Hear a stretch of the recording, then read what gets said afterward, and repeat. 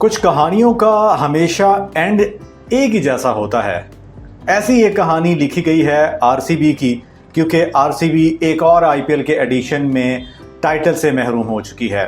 गुज़श्ता दिनों आरसीबी ने अपने लीग स्टेज का आखिरी मैच खेला। एक बड़ा नेल बाइटिंग मैच था गुजरात टाइटंस के खिलाफ और उम्मीद की जा रही थी कि अगर आरसीबी ये मैच जीतता तो वो प्ले ऑफ के लिए क्वालिफाई कर सकते थे। बट गुजरात टाइटंस की शानदार परफॉर्मेंस की बदौलत ना सिर्फ आरसीबी जो है वो इस टूर्नामेंट से बाहर हुई, बल्कि मुंबई इंडियंस जो है उन्होंने प्ले ऑफ के लिए क्वालिफाई किया।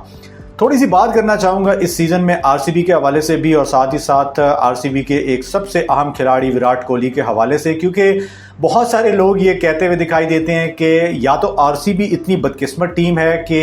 किस्मत ने ये लिख दिया है कि वो कभी इवेंट जीत ही नहीं सकेंगे, या फिर शायद विराट कोहली जो है वो बड़े बैड लक उनके लिए जो है वो साबित हो रहे हैं कि विराट कोहली जब तक उनकी टीम में खेलते रहेंगे आरसीबी जो है शायद उनके लिए टाइटल जीतना जो है वो पॉसिबल नहीं है। इस बात में कितनी सच्चाई है और क्या वाकई विराट कोहली की वजह से ही आरसीबी नहीं जीत पा रहा या आरसीबी कुछ खुद गलतियां करती आ रही है, इस पर बात करेंगे। बट आप हमारे चैनल स्पोर्ट्स चैनल को सब्सक्राइब कीजिए, घंटी के बटन को प्रेस कीजिए और ऑल नोटिफिकेशन पे लाजमी क्लिक कीजिए। इस एडिशन में रॉयल चैलेंजर्स बेंगलोर की टीम ने जो लीग मरहले के अंदर 14 मैचेस खेले उसमें वो 7 जीती और 7 हारी। मेरे पास ये पेपर मौजूद है जिसमें तमाम तरह डिटेल्स मैं आप लोगों के सामने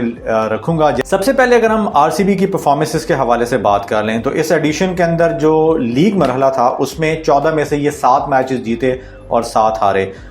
इनकी परफॉर्मेंसेस ओवरऑल बहुत ज़्यादा बुरी नहीं रही, लेकिन जैसे मैंने आगाज़ में आपको ओपनिंग में बताया इस वीडियो के कि आरसीबी जो है वो अपना लास्ट मैच तक जो है वो फाइट करती हुई दिखाई दी और किस्मत शायद इस दफ़ा भी उनके लिए अच्छी साबित नहीं हुई, क्योंकि सिर्फ यही नहीं कि वो 7 मैचेस हारे हैं बल्कि मुंबई इंडियंस जो है वो भी 7 ही मैचेस हारे हैं, लेकिन बिल्कुल एक माइनर गैप के साथ नेट रन रेट की बुनियाद पर जो है वो मुंबई इंडियंस क्वालिफाई कर गई और आरसीबी इस मरतबा रह गई और वो क्वालिफाई नहीं कर सकी। थोड़ा सा मैंने कुछ जो स्टैट्स निकाले उनके हवाले से मैं आपको उनकी बैटिंग फर्स्ट और बैटिंग सेकंड के हवाले से जो है वो परफॉर्मेंसेस के हवाले से बताना चाहूँगा। जैसे जो बैटिंग फर्स्ट की है आरसीबी ने इस इवेंट के अंदर उसमें वो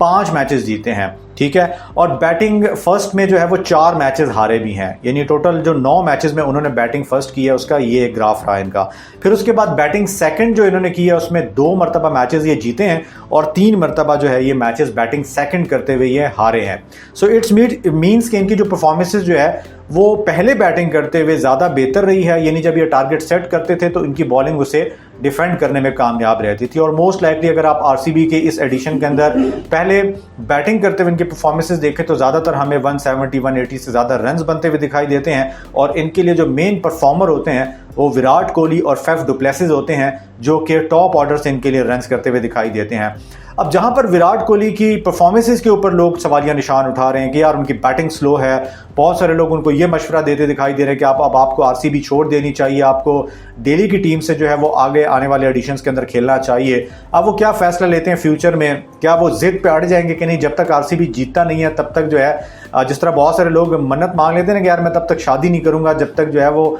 इवेंट मेरी टीम जीतना जाए, तो शादी तो वो कर चुके हैं लेकिन ये देखना पड़ेगा कि टीम छोड़ने के हवाले से कब वो फैसला करते हैं। क्या अगले एडिशन होगा ऐसा कि जिसमें वो आरसीबी को खुदाफिज कर देंगे या वो जिद पे अड़ जाएंगे कि नहीं भाई आरसीबी को मैं जिता के ही फिर जो है वो क्रिकेट से अलहदा होऊंगा, ये डिसीजन लेना बाकी है। बट विराट कोहली की परफॉर्मेंस को देखा जाए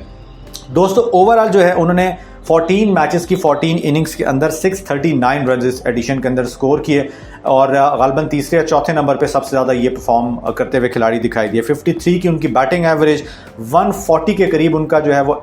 स्ट्राइक रेट रहा। टूर्नामेंट में 14 में से ये 14 इनिंग्स जो उन्होंने खेली उसमें 2 सेंचुरियां हैं उनकी, 6 जो है उनकी हाफ सेंचुरीज हैं, यानी कि 8 तो ऐसी इनिंग्स है 14 में से जिसमें उन्होंने 50 या उससे ज़्यादा रन्स किए हैं। So half of the tournament के अंदर उन्होंने परफॉर्म किया ही किया है और कुछ एक मैचेस में अगर उन्होंने परफॉर्म नहीं भी किया सो कवर अप चीज़ें कर जाती हैं जब आप टूर्नामेंट में इतने ज़्यादा रन स्कोर करते हैं। 140 का स्ट्राइक रेट जो है वो इतना बुरा नहीं है, लेकिन इस इवेंट के अंदर जो प्लेयर्स ने परफॉर्मेंस दिखाई है, जो अच्छे परफॉर्मर्स रहे, शुभमन गिल की बात कर लें या जैसवेल की बात कर लें, ये सब 150 से ज़्यादा के स्ट्राइक रेट से खेलते हुए नजर आए हैं।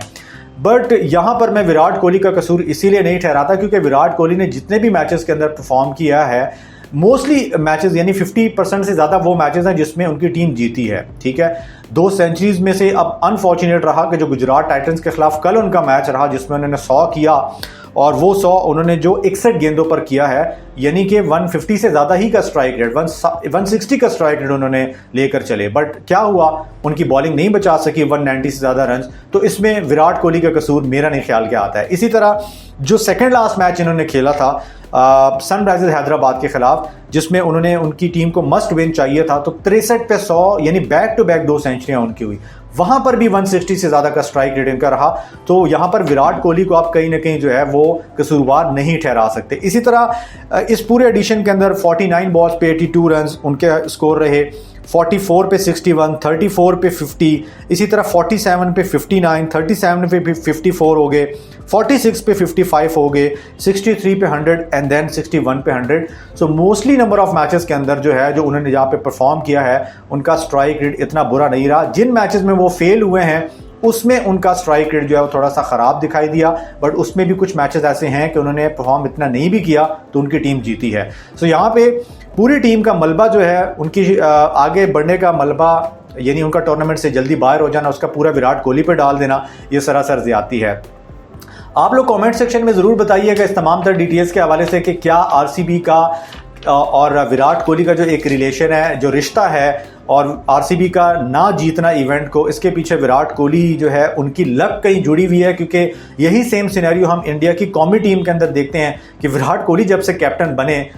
इंडियन टीम जो है वो बड़ा इवेंट नहीं जीत सकी। आरसीबी के कैप्टन रहे, कोई इवेंट नहीं जीत सकी। अब की बार ठीक है वो कैप्टन नहीं थे, बट टीम के अंदर वो मौजूद हैं और टीम इवेंट नहीं जीत पा रही। सो क्या ये सारा किस्मत का खेल है, या आरसीबी को अपनी स्ट्रैटेजी जो है उसके ऊपर देखना पड़ेगा, क्योंकि प्लेयर्स तो एक से एक बढ़कर उनके पास थे, बट आरसीबी की स्टोरी जो है वो वही रही जो पहले दिन से इतिहाद में लिखी गई है। ज़रूर कमेंट करके बताइएगा, कीमती राय का इजहार कीजिए, हमारे चैनल को सब्सक्राइब कीजिए। फिर आपसे मुलाकात होती है। अल्लाह हाफिज़।